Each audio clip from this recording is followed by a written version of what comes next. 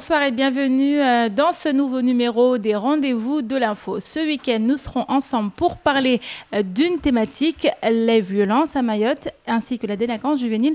Pour cela, ce soir, je vais retrouver un invité avec lequel nous allons en discuter.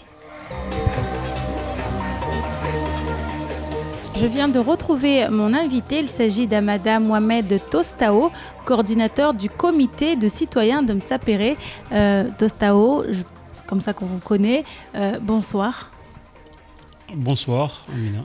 Donc, nous sommes avec vous pour évoquer une thématique qui à Mayotte a un certain retentissement, en tout cas ces derniers mois, la violence, la délinquance juvénile. On va en parler durant les minutes qui vont suivre Tostao. On va commencer par ce sujet qui a marqué l'année dernière, ces rivalités entre les jeunes des quartiers de Mtsapéré et de Cavani qui ont quand même causé beaucoup de dégâts. On regarde ces images et on en parle juste après. Dans les deux quartiers, le calme semble être passager. Les adultes laissent les jeunes régler leurs problèmes entre eux. Mais pour combien de temps encore, puisque ces bandes rivales s'en prennent aux biens des particuliers? Ici, les deux ambassadeurs de ces deux quartiers en appellent aujourd'hui au calme. On espère pouvoir refaire des projets, pouvoir remettre ça bien, quoi. Et même... Cavani, Mtsapéré, on va se retrouver dans des clips. Sian, c'est mon frère, Nicolas, c'est mes frères, c'est mon frère aussi, et, il est de Mtsapéré, moi je suis de Cavani. On va se retrouver, du coup, arrêtez. Tôt ou tard, tout ça va s'effacer, du coup, effacez-le de maintenant. Comment faire cesser les violences entre jeunes, sachant que la problématique existe depuis des années? Ainsi, les habitants en ont assez de subir les conséquences de ces guerres de quartier. Certains prévoient même de se venger, mais à quel prix? Ils sont tous d'accord pour reconnaître qu'ils sont liés plus que jamais, mais personne n'arrive à éviter ces affrontements qui nuisent pourtant à leur image. Si un de nous meurt, si un de nous est blessé, on sera tous là. Les parents, la famille, tout le monde se connaît. Et ça, les jeunes ne veulent pas le savoir au moment où ils font l'acte. Ils ne veulent pas le savoir et c'est bien dommage. L'atmosphère où on est là, le mois de Ramadan, il ne va pas se passer comme le mois de Ramadan si ça continue. Les gars, réfléchissez quoi. Ça serait vraiment dommage d'en arriver à là. Enfin, on y est déjà en fait. C'est même pas que ça serait dommage, c'est qu'on y est déjà. Et franchement, je trouve ça vraiment con. Parce que plus jamais, ils organiseront un truc pour nous en pensant que c'est à cause de ça que tout s'est passé. Du coup, là, j'en appelle à tous les jeunes, ceux qui me connaissent, ceux qui ne me connaissent pas, ceux qui me voient, ceux qui ne me voient pas. Les gars, stop quoi. En attendant, aujourd'hui, plus de 10 plaintes ont été enregistrées au commissariat suite à la dégradation des véhicules de Cavani dans la nuit de mercredi à jeudi. Les habitants ne se sentent pas rassurés et craignent le pire ce week-end. Mais certains jeunes de Cavani et de Mtsapéré semblent vouloir sortir de cette spirale. Seront-ils entendus? Seul le temps le dira, en espérant que le Ramadan apaise les esprits. Ça c'est mon frère ça, Mtsapéré, Cavani, mais on est unis, tu vois. Il n'y a pas d'ennemis. Des bandes rivales, des quartiers côte à côte. Comment vous le vivez, Tostao, ce genre de cas? Oui, ce genre de cas, on les vit très difficilement parce que surtout, ce sont des jeunes qui se connaissent, mais qui, en tout cas, qui avaient l'habitude ou qui ont l'habitude de faire, en tout cas, les bagarres ou de profiter quand il y a une activité pour se défouler. Et, ceci dit, c'est devenu, en fait, pour eux, c'est devenu un jeu. Carrément. Carrément, parce que, bon, ils se sentent complètement impunis. Mais je pense que, en tout cas, là, les choses vont changer. Et depuis, en tout cas, nous, par rapport à notre disposition, nous avons commencé, on a fait des patrouilles, on a fait beaucoup de la prévention, on les a expliqués. Et je pense qu'après, quand on fera le bilan, en tout cas fin janvier, on verra quand même qu'il y a beaucoup d'évolution à ce sujet-là. Alors, on voit que c'est des jeunes qui sont issus de quartiers qui sont proches. Donc, forcément, il y a des liens entre les familles. Et comment c'est vécu au sein des familles? Admettons un parent qui apprend que son enfant s'est battu avec l'enfant d'un proche ou d'un ami. C'est quand même difficile à accepter, non? Oui, c'est très difficile à accepter, mais en fait, aujourd'hui, il y a du laisser-aller partout. En fait, même les parents, parce que ce problème de violence, c'est pas seulement que les forces de l'ordre qui doivent le régler ou l'État, ou non, c'est tout le monde. Aujourd'hui, il y a des parents qui ont complètement démissionné. Il y en a qui on fait le maximum, mais ils n'en peuvent plus parce que, en fait, je dirais que la mayonnaise ne fonctionnait pas comme il faut. Si d'un côté, il y a quelqu'un qui travaille bien, mais de l'autre, il y a du laisser-aller, ainsi de suite, d'où ces jeunes-là profitent de cette situation qui fait que même les parents qui font le maximum n'arrivent pas à suivre. Et puis, bon, les jeunes profitent justement de cet imbroglio qui font que, pour eux, ils peuvent tout faire. Alors, ce genre de conflit, on le voit, ça s'embrase à un moment, après ça retombe. Est-ce qu'il faut encore craindre que ça se reproduise? Non, je pense que là, ça s'est calmé. En tout cas, en parlant du canton 2, de Mtsapere-Loujani, cette confrontation n'existe plus. Mais, et puis aussi, surtout que, bon, il faut reconnaître qu'il y a aussi un procureur qui, en ce moment, il fait ce qu'il faut. C'est-à-dire que quelqu'un qui est récidiviste, il a sa place à Majicavo, même s'il est jeune. Il a toujours, en tout cas, il trouve une solution. D'où, ça commence à s'apaiser. Et puis aussi qu'on travaille beaucoup avec la police. Quand on fait des patrouilles, justement, on les signale toujours et on occupe le terrain, en tout cas, à un certain moment. Donc, eux, ils sont ailleurs. Comme ça, en tout cas, par rapport à l'étendue de la commune, déjà, quand on arrive à bien cerner le canton 2, et puis ça commence quand même, les jeunes commencent à comprendre que les gens en ont marre, donc il y a aussi maintenant les gens osent en tout cas à signaler, à signaler les fauteurs de troubles, et puis aussi dès qu'on le sait, nous on le signale aux forces de l'ordre, et puis il y a toujours un suivi derrière. Donc, vous parlez tout à l'heure de comité. Est-ce que vous pouvez le repréciser? En quoi consiste votre comité, Tostao? Notre comité, c'est des gens de Cavani jusqu'à Doujani qui sont regroupés justement parce que c'est surtout pour faire de la prévention et pour lutter contre cette délinquance, parce qu'il est arrivé un moment que les gens étaient tellement excédés que chacun, en tout cas, voulait faire sa justice. Donc nous, on ne voulait pas que ça arrive là. Donc on a essayé justement on a fait pas mal de patrouilles, aller voir ces jeunes là où ils sont regroupés, et puis expliquer quand même le mal. Le mal-être déjà. C'est important, le dialogue. Voilà, on a beaucoup dialogué en tout cas avec eux. On pense qu'il y en a qui ont compris, et ceux qui n'ont pas compris en tout cas, avec la collaboration de forces de l'ordre, mais il y en a qui sont déjà Majicavo. D'où je pense que ça commence en tout cas dans notre canton, à se calmer. Alors, vous parlez de prévention. Des fois, la prévention, ça ne fonctionne pas. On a eu des cas à Majicavo, donc récemment, les mois qui ont précédé, ces émeutes, Majicavo contre Kaweni, encore des bandes rivales de villages côte à côte. On regarde ce reportage. 13h45, Kaweni est en train de devenir une ville fantôme. Les entreprises ferment leurs portes une par une, les forces de l'ordre quadrillent le secteur, les habitants s'enfoncent dans l'omerta. Le maire de Mamoudzou a voulu convier les habitants à une réunion à la mairie. Un bus était mis à disposition, mais personne n'a souhaité quitter Kaweni. Les heures passent, les feux s'embrasent, la tension monte crescendo. Les parents sortent leurs enfants des écoles, la circulation devient inexistante, les familles se barricadent chez elles. Tout est calme, très calme, trop calme. Les gendarmes et les policiers ne s'y trompent pas, la prudence est de rigueur. Toute la journée, des mouvements de foule auront été enregistrés, les bidonvilles se vident, Kaweni, Majicavo, ce qui avait commencé sur un terrain de foot est en train de se propager sur les 2 plus grosses communes de l'île. Personne n'a souhaité s'exprimer face caméra, mais les murmures craintifs s'élèvent jusque dans les hauteurs inaccessibles. Les images qui ont choqué, une situation qui a étonné, surpris beaucoup de monde, Tostao? Oui, les images ont choqué, et puis même ceux qui étaient présents aussi, ils ont eu peur de leur vie, hein, parce qu'il est vrai que, bon, quand on vient voir un match de football, c'est un plaisir, c'est un loisir. Et puis quand on arrive à un moment qu'il y a une bagarre générale avec des matchs, apparemment, moi, j'y étais pas, mais ceux qui étaient là-bas, quand ils racontent en tout cas l'histoire, ça fait froid dans le dos. D'où, comme j'ai dit, en fait, c'est des choses qui commencent petit à petit.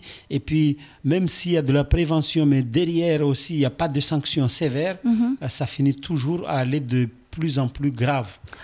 Alors, on a vu des familles sinistrées. Est-ce que vous pensez qu'il y en a certains qui profitent de ces événements pour justement régler leurs comptes autrement Non, mais exactement, justement, comme il y avait un moment, en tout cas ici, il y avait un moment où il y avait une impunité totale, d'où les gens pensent que, bon, ça va rester comme ça. Donc, il n'y a même pas, moi je dirais même pas régler de compte, mais des gens comme ça qui s'amusent à dire, bon, on va casser du monde aujourd'hui, il y a un match, donc on va faire ce qu'on a envie de faire, parce qu'il n'y aura rien. Mais malheureusement que, bon, je pense que, en tout cas, l'appareil judiciaire a changé, d'où ces gens-là vont être sanctionnés, et puis en tout cas, ils vont être suivis, et puis ils vont comprendre que c'est fini au temps où l'impunité était totale, quoi. C'est comme si avant aussi, on avait, comme je disais, on avait des zones ici où les gens ne pouvaient pas marcher tout seuls parce que s'ils ont un sac, c'était à 100%, ils allaient être agressés, voler le sac. Donc, non. Maintenant, ces jeunes-là, en tout cas, ici, ils ont compris qu'ils ne pouvaient pas faire ce qu'ils ont envie de faire. Ou bien nous, on va les traquer et puis les donner aux forces de l'ordre, ou bien les forces de l'ordre ils vont réagir. Et là, le parquet aussi ne va pas les lâcher. Alors, on a vu dans le cadre de ces émeutes Majicavo contre Kaweni, on a vu l'intervention des caddies. Est-ce que pour vous, leur place dans la résolution de ces problèmes est acquise? Oui, bon, je ne sais pas si elle est acquise ou pas, mais ça aide parce que il faut savoir aussi que notre culture a fait que quand on était à l'école coranique, c'est là où on nous apprenait tout. On nous apprenait le respect, il ne faut pas voler, la façon dont il faut vivre, comment il faut être avec les gens, le respect des uns et des autres. Et puis après, petit à petit, ces écoles coraniques n'existent plus. La peur de Fundi n'existe plus. Maintenant, la peur de mettre l'école laïque n'existe plus. Et puis, la peur des parents, elle n'existe plus. La peur des gens du quartier. Donc, d'où ils ont essayé... Perte de repères, voilà, pour les jeunes d'aujourd'hui. Plus de repères, mais ils ont essayé de contourner, de transformer, en fait, de renverser la situation. C'est-à-dire c'est eux qui veulent nous faire peur maintenant. D'où, c'est ça, c'est ce gros problème. Si on n'arrive pas justement à renverser cette situation, c'est-à-dire à ce que ces jeunes-là aient peur, on ira tout droit à la catastrophe. Alors quand vous dites renverser la situation, parce que ces jeunes font peur, oui, mais aujourd'hui, comment faire pour que certains habitants qui ont été marqués par certaines violences se disent, bah non, il faut est-ce que ça passe par les forces de l'ordre, ça passe par des structures comme vous, ça passe par quoi? Moi, je pense justement cette insécurité, c'est l'affaire de tout le monde. Tout le monde doit s'y mettre. Il faut que quand vous voyez un jeune qui est en train de dégrader un bien public, il faut le dénoncer. Il faut le dénoncer, savoir à quelle heure, à tel moment, et être témoin. Il ne faut pas hésiter, il faut vraiment... Voilà. Et là, vous verrez que si tout le monde, justement, dénonce des situations pareilles, et puis déjà lui dire de ne pas faire, et puis aussi le dénoncer, et là, sûrement, il y aura des solutions. Mais aujourd'hui, chacun dit « Ah non, moi je ne dis rien parce que je vais être agressé. » Non, il ne faut pas avoir peur. Il ne faut pas avoir peur. Il faut, justement, ça c'est un acte citoyen. Quand on réagit à quelqu'un ou un jeune qui est en train de casser un bien public, on doit faire son acte citoyen, c'est-à-dire de réagir. Si on n'intervient pas directement, mais au moins appeler les forces de l'ordre pour qu'ils interviennent. Alors, appeler les forces de l'ordre pour qu'ils interviennent, et souvent on a vu beaucoup de gens disent bah, on les a appelés, mais ils ne sont pas venus. Et là encore, il y a des choses à faire. Oui, mais même si ils ne viennent pas tout de suite, parce qu'il faut reconnaître aussi que bon, la commune est vaste, et puis comme on a dit que partout il y a des problèmes, mais au moins, si vous avez vu le jeune essayer de se renseigner où il est, et qui il est, où il habite, et puis après, aller porter plainte. On peut porter plainte. Et là, justement, vous verrez que quoi qu'il en soit, ce jeune sera suivi. Et si le jeune est suivi, lui aussi il va raconter que bon, maintenant ça rigole pas. Ouais. Et là, je pense, c'est là où on pourra renverser justement la situation. Mais si on reste là, à chaque fois on se dit, je fais rien parce que bon, même si, ou bien j'appelle la police, ils viendront pas. C'est pas question qu'ils viennent pas. Être plus ferme avec ces jeunes. Voilà, c'est pas question qu'ils viennent pas, c'est qu'ils sont aussi débordés. Parce que tout le monde a dit, c'est l'affaire aux forces de l'ordre. Non, c'est notre affaire. Tout le monde doit s'y mettre pour que ce soit les parents, que ce soit citoyens lambda du village, du quartier, on doit s'y mettre et puis dénoncer cette incivilité, Alors, Tostao, on parlait ensemble tout de suite des émeutes Kaweni-Majicavo. Je vous propose de revenir sur l'élément déclencheur, donc ce match de foot. On regarde ces images.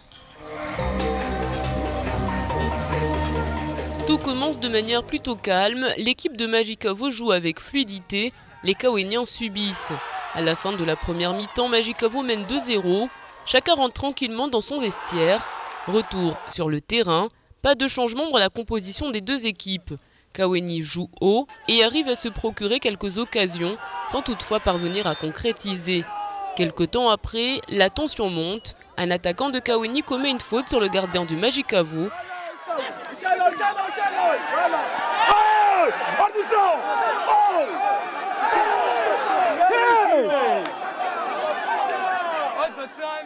Il écope d'un carton jaune. C'est pas possible ça. C'est impossible d'arbitrer ça. Vraiment, tu es un couillon. Parmi les couillons, tu es un couillon. Le match reprend et Majicavo met un troisième but. La foule commence à envahir le stade. J'appelle à tout le monde, à tout le monde, tous les dirigeants du football, tous les éducateurs, tout le monde. Soyons sportifs, revenons à notre stade de football, revenons dans nos sports. On ne mérite pas ça, Mayotte ne mérite pas ça, le week-end sur le terrain de football, qu'on ait des machettes comme ça. J'ai vraiment eu peur. Ma femme était là, j'étais obligé de franchir la barrière pour voir comment elle est et l'enfant à la main. Depuis, la Ligue de football s'est saisie de la question. Aujourd'hui, l'image du sport mahorais est sérieusement écornée. Des sanctions devraient être prises rapidement. Le terrain de foot qui devient un terrain où on se bat, où la violence prend place, c'est pas le lieu de Stao. Exactement, c'est pas du tout les lieux parce que c'est un terrain de football, c'est un terrain de sport, c'est un endroit convivial où les gens doivent venir là pour s'amuser, avoir du plaisir, transpirer, et puis ceux qui viennent aussi regarder du beau spectacle. Si à un moment donné ça devient en fait un endroit, en fait ça devient comment dirais-je, une cause pour que les gens viennent se bagarrer, bon, ça ne sert à rien. D'où, quand on dit justement le sportif doit être un gentleman, doit être fair play. C'est pas parce qu'on perd qu'on doit ne pas se maîtriser. Non. La différence entre un sportif et une personne lambda, c'est ça. C'est le mental. Un sportif doit être fort mentalement, savoir qu'à un moment donné, on peut perdre, à un moment donné, on peut faire match nul, et à un moment donné, on peut gagner. Donc, c'est pas parce que aujourd'hui je perds que je dois complètement péter les plombs. Non, je dois me maîtriser. Et c'est ça le sportif. Le mental doit être costaud. Et aussi, un vrai supporter vient pour supporter son équipe. Même si son équipe perd, il doit tout faire pour que son équipe gagne. C'est-à-dire, c'est de l'encourager. Ce qu'on appelle le 12e homme, c'est de monter la mayonnaise en criant, en faisant tout ce qu'on peut, sans, mais pas la bagarre. La bagarre, c'est quelque chose d'inadmissible. Et puis aussi, souvent, si on voit, moi, comme ce qu'on a vu sur les images, un joueur qui frappe le gardien, qui lui marche dessus, et ça c'est vraiment c'est impardonnable. Ça c'est impardonnable. Je ne sais pas, mais moi en tant qu'éducateur, je vois mon joueur qui fait ça, Et lui, sa saison, pour moi, c'est fini. Même s'il n'est pas sanctionné au niveau ligue, mais il jouera. C'est fini, il ne peut pas jouer. Et quelqu'un comme ça... Ce ne sont pas les valeurs du sport. Pas du tout, surtout le football. C'est pas ça les valeurs, c'est pas du tout ça. Alors, on a souvent évoqué le sport justement comme piste pour pouvoir lutter contre la délinquance. Et quand on voit ces images, on se dit, mais est-ce que vraiment on a intérêt à développer cette voie-là ? Moi, je crois qu'il faut... C'est pas parce que, bon, il y a eu un exemple comme ce qui s'est passé qu'on doit généraliser. Un sport, quel que soit le sport, c'est vraiment un vecteur d'intégration. C'est comme je disais tout à l'heure, parce que le mental d'un sportif n'est pas le même que quelqu'un qui ne fait rien. C'est quelqu'un qui est tolérant, c'est quelqu'un qui a l'habitude de souffrir, c'est quelqu'un qui a le mental de gagneur, c'est un compétiteur. Donc, même de bas niveau, mais toujours il a un mental de s'en sortir. Donc ce jeune-là, qui va souffrir pendant un certain temps sur le terrain, à un moment donné, il va toujours essayer de s'en sortir dans la vie de tous les jours. Mais quelqu'un qui, de tout petit, il ne fait rien, il n'a pas l'habitude de souffrir, parce qu'au sport, on souffre. Quelqu'un qui n'a pas l'habitude de souffrir, il ne va pas se défoncer. Et donc, il y a eu cet incident, c'est comme ça, la vie, c'est comme ça, il y a toujours des hauts et des bas. Mais tous les sports, il y a beaucoup de sports, donc chacun doit trouver en tout cas sa voie. Il faut inciter aux jeunes d'aller au sport, même si aujourd'hui les moyens sont très difficiles parce que les équipes n'ont pas beaucoup d'aide. C'est très difficile, mais il faut que les parents, les gens du quartier, il faut que tout le monde s'investisse pour que cette insécurité cesse. Et moi, je pense que c'est l'une des pistes qu'il faut justement, en tout cas, aider, c'est par le sport. C'est quelque chose de très simple. Ça ne coûte pas très cher, en tout cas, pour celui qui va faire le sport. Il est vrai que les associations qui accueillent ces jeunes, ça coûte cher, mais je ne pense pas qu'une association qui va voir venir des jeunes pour venir faire du sport, ils vont les interdire. Non, j'ai jamais vu ça.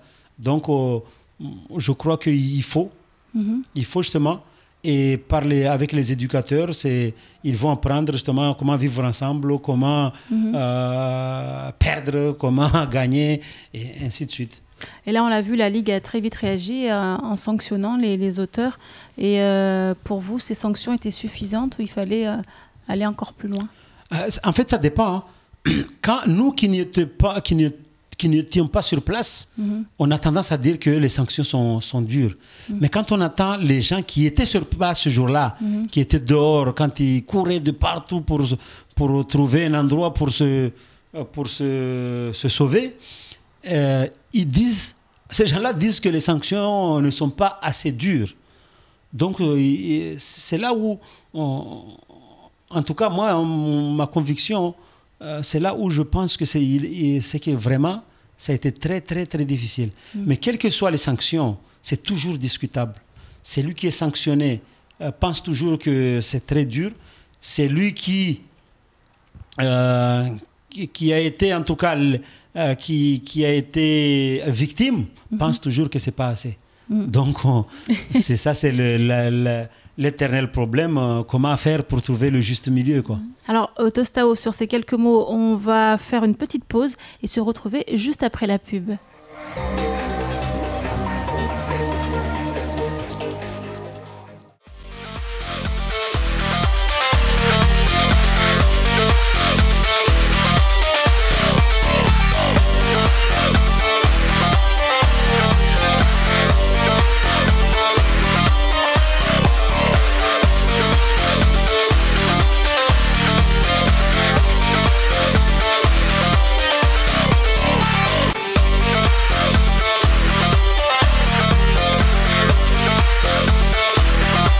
Salut, c'est l'homme. Retrouvez-moi tous les jours sur KTV dans le 18-19. On passera ensemble une bonne heure dans la bonne humeur avec nos rubriqueurs et toutes nos images. Allez, on se retrouve très vite sur KTV.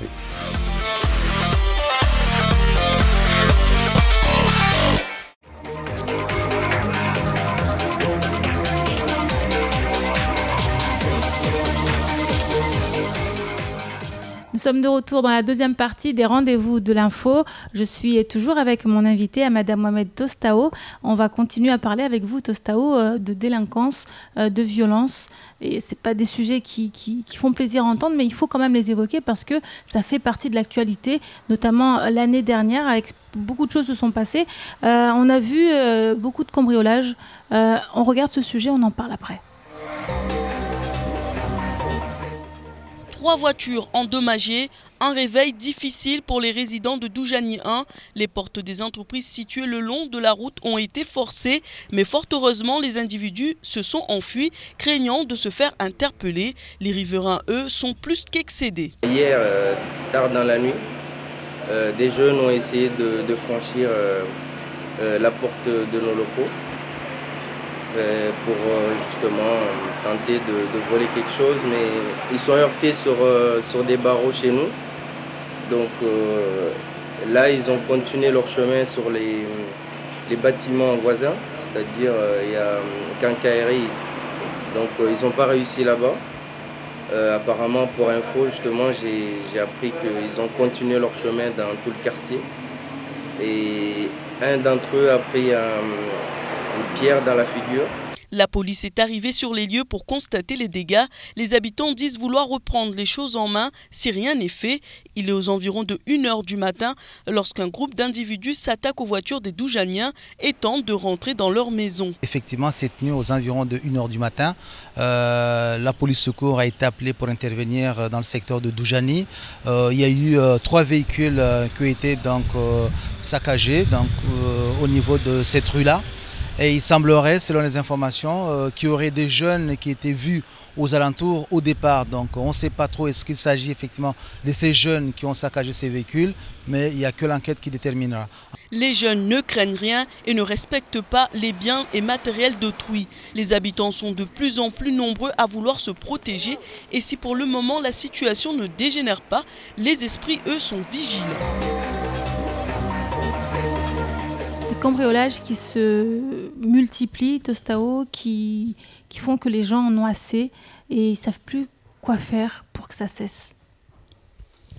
Oui, moi je pense qu'il est vrai qu'il y a toujours des cambriolages, mais il faut que les gens pensent aussi à l'acte citoyen. C'est-à-dire qu'il faut que tout le monde soit attentif. Il ne faut pas se dire seulement que bon, moi pour le moment je n'ai pas eu de problème donc je n'interviens pas. Non, non, non. Il faut que tout le monde soit aux aguets. Il faut que tout le monde, en tout cas dans les quartiers, se mobilise pour lutter contre ces dégradations, ces violations, ces vols. Parce que il est vrai que il y a des gens qui viennent chez vous casser, parce qu'il y en a qui viennent casser que pour casser. Ce problématique doit être pris à bras le corps par tout le monde, tout le monde. Moi, je dis tout le monde, même les médias, parce que souvent, moi, j'entends les médias dire oui, ces jeunes-là, ils ont fait ça parce qu'ils n'ont rien à faire. Non, quand on n'a rien à faire, on ne va pas casser. Et eux, ils prennent ça pour cause comme effet, quoi. Ils disent, bon, souvent, ils s'expriment comme oui, mais moi, j'ai cassé là parce que j'avais rien à faire. Non, non, c'est pas normal. Et puis aussi, attendez, notre île, c'est une petite île. Souvent, les gens qui cassent, 2 ou 3 jours après, on les connaît. Mais les gens qui le connaissent n'osent pas aller porter plainte. Ils n'osent pas, justement, faire le devoir de citoyen. Et ça, on doit le faire. On doit le faire. En tout cas, avec le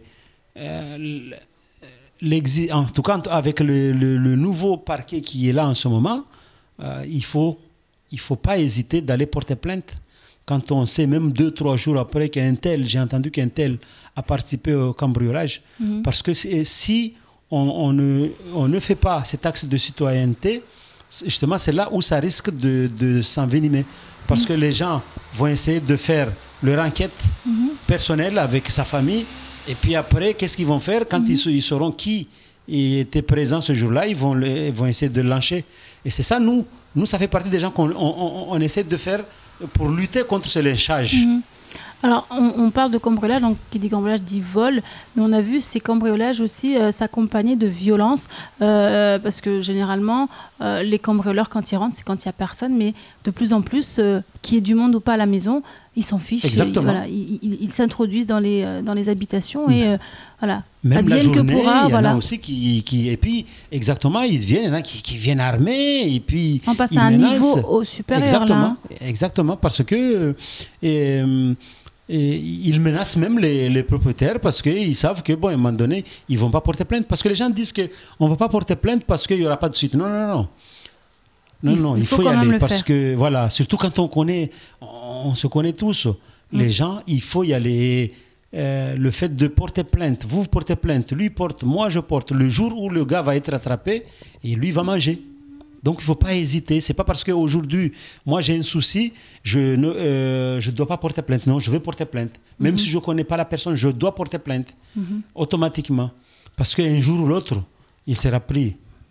Les gens pensent que les voleurs, ils sont super. Non, non, non. Un jour ou l'autre, il sera pris. Et puis quand il sera pris, et que... On retracera un petit peu exactement, les faits pour il va manger tout ce qu'il avait fait été, aussi avant. Alors, Tostao, la délinquance, beaucoup chez les jeunes. La ministre de la Justice et la garde des Sceaux, Christiane Taubira, était à Mayotte l'année dernière. On a eu l'occasion, l'une de nos journalistes a eu l'occasion de s'entretenir avec elle sur la question de la délinquance juvénile. On regarde cet entretien. Alors bonjour Amina, je suis bien ici en dehors du bureau du préfet sur Petite Terre avec Madame la ministre de la Justice, Christiane Taubira. Christiane Taubira, Madame la ministre, bonjour. Bonjour. En 2013, 36% des actes de délinquance impliquent des mineurs. 93% des cambriolages impliquent des mineurs. Donc qu'est-ce que fait la justice, qu'est-ce que vous faites vous pour leur donner d'autres perspectives que la délinquance, très concrètement ?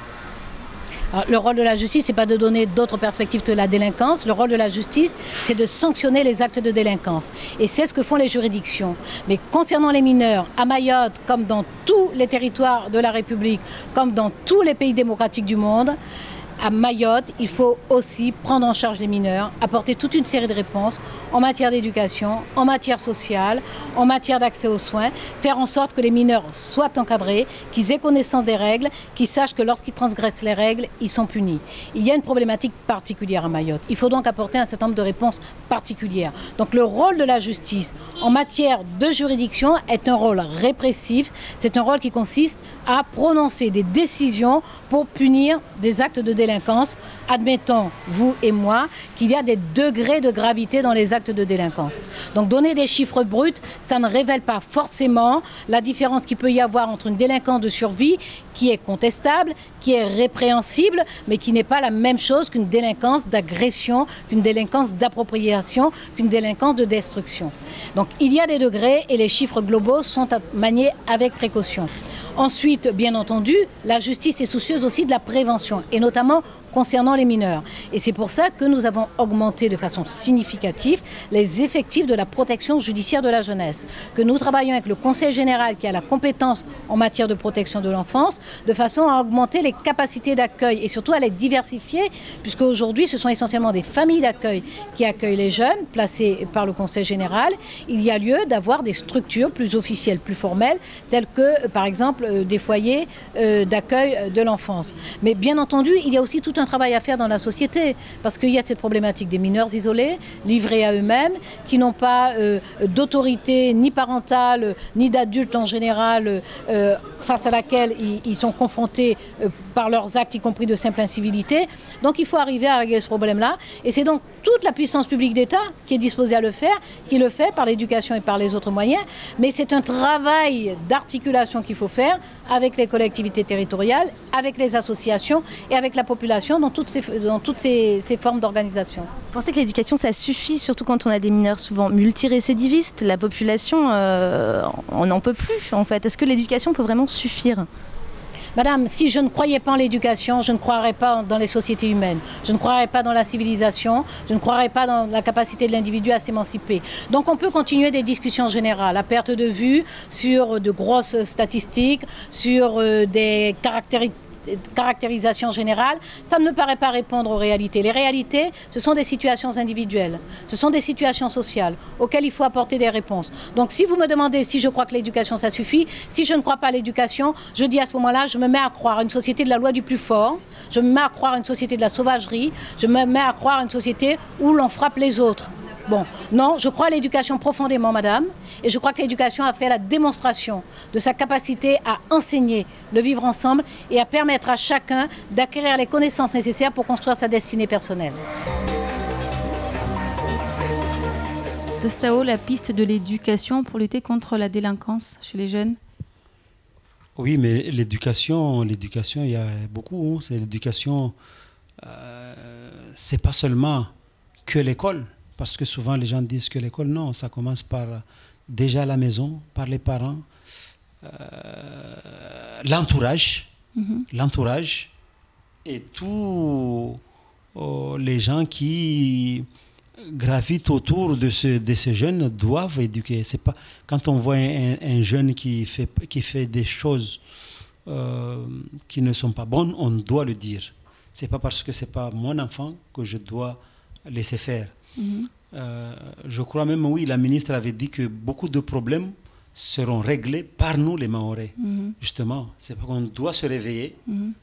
C'est pas lyncher les enfants, les jeunes, là. Non, on doit se réveiller et réagir. Et reprendre peut-être ce système qui existait avant et qui a fait ses preuves, qui fonctionnait très bien. Moi, de toute façon, nous, on fera le bilan, mais en tout cas, depuis mi-octobre, on a moins de violence, en tout cas. Les vols existent toujours, mais en tout cas, les violences qui existaient, il y en a moins. Donc, je pense que tout le monde doit s'y mettre.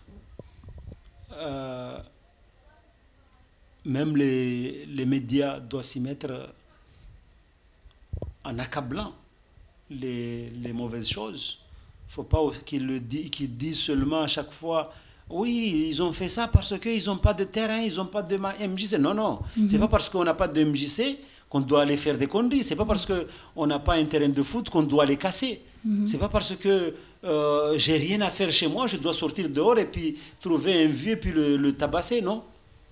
Donc on doit tous travailler justement de la même manière et ne pas dire seulement que c'est le travail d'un tel ou non. C'est notre boulot, c'est notre job de citoyen de tout faire pour que nos enfants, nos frères puissent en tout cas évoluer dans de meilleures conditions.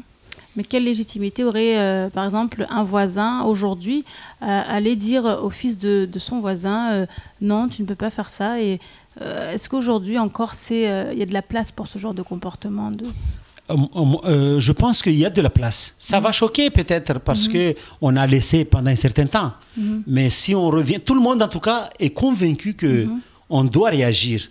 Donc quel que soit en tout cas l'exemple qui va être fait, on doit aider. Donc je pense que c'est lui qui va réagir. Peut-être ça va choquer un petit peu, mais la personne en question va réfléchir et puis va dire de toute façon, je pense qu'en tout cas, comme il n'y a pas d'autre solution, on va essayer d'aider cette solution et puis on verra. Il ne faut pas dire que c'est la fatalité puis on arrête. Vous savez, j'ai discuté avec des gens, ils disent ils ont deux solutions.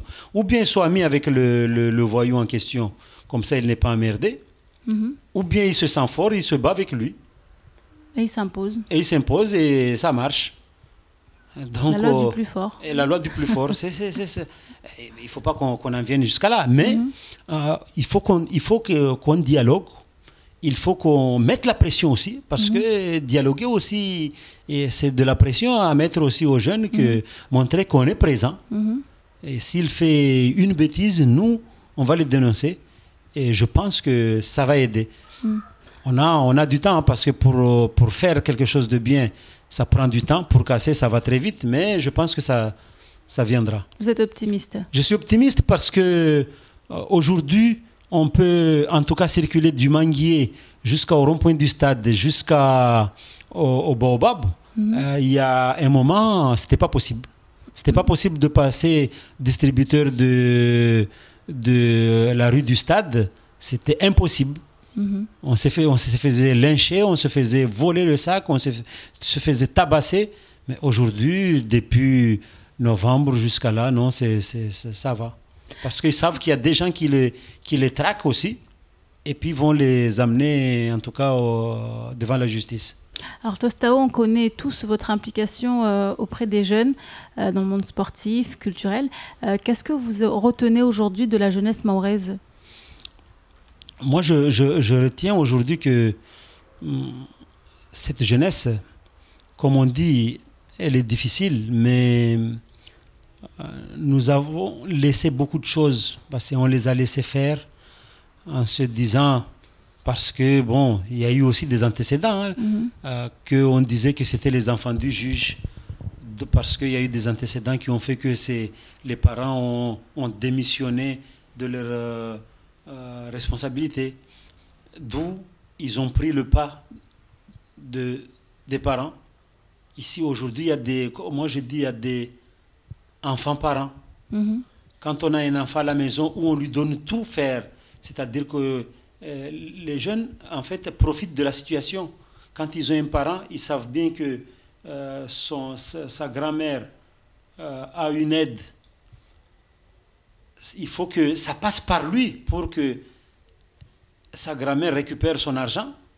Donc, tellement position de force. Exactement. Il se dit que donc là, il essaie. Il y a une dépendance qui se crée, qui fait que ces enfants-là se donnent plus encore de pouvoir, et en dehors de la maison, ils veulent continuer à ce qu'ils... Mais moi, je pense aussi que par le sport, quand même, beaucoup de jeunes arrivent quand même à être canalisés. On a eu des jeunes difficiles aussi. Il y a quand même du positif, il y a quand même des choses, des exemples. On a eu pas mal de jeunes quand même qui, sincèrement, ils sont devenus bien, ils sont insérés par le sport. Dommage aussi que au niveau administratif aussi, ça coince. Moi, c'est pourquoi je dis que cette affaire, c'est une affaire de tout le monde. Moi, je prends toujours un exemple. On a des jeunes qui sont arrivés ici tout petits. Donc, ils ont fait l'école maternelle, ils ont fait les écoles de sport, de foot, machin, normalement. Et puis, arrivés à 18 ans, bof, il se trouve qu'ils sont en situation irrégulière.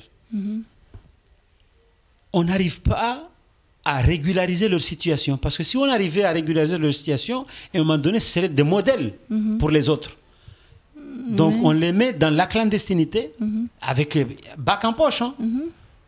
Et ceux qui viennent derrière, qu'est-ce qu'ils font? Ils voient que les autres qui ont fait tout... Ils sont bloqués à un moment donné. Ils sont bloqués à un moment donné, ils disent, mais ça sert à quoi? Ça donne plus envie de faire voilà, des ça efforts. donne plus. Et pourtant, ça devait... C'est-à-dire que, en tout cas, les instances idoines devaient faire des exemples. Donc, celui qui est encore jeune, il va dire, ah, moi, j'ai pas ça, je dois tout faire. Chemin, je vais arriver à je vais arriver comme ce lui. Résultat-là. Mais si on a des jeunes ici arrivés tout petits, ils ont suivi des études, ils ont fait des sports, ils sont remarquables, et on n'arrive pas à les faire comme exemple, mais c'est le contraire. Ça fait que c'est pourquoi je dis que c'est l'affaire de ce problème, c'est tout le monde. Il n'y a pas que l'État. Il n'y a pas que les communes, mais il y a tout le monde. Tout le monde doit s'y mettre et trouver les solutions. Et les solutions, je pense qu'il y en a. Mais il faut qu'on arrive à travailler ensemble. Alors, l'union fait la force. On va se dire à demain pour terminer cette émission. Tostao, sur ces quelques mots, ces très belles paroles que vous venez d'avoir. On se dit à demain pour un autre numéro des Rendez-vous de l'info, toujours avec vous, Tostao. Et on parlera également de violence et de délinquance. Merci, à demain.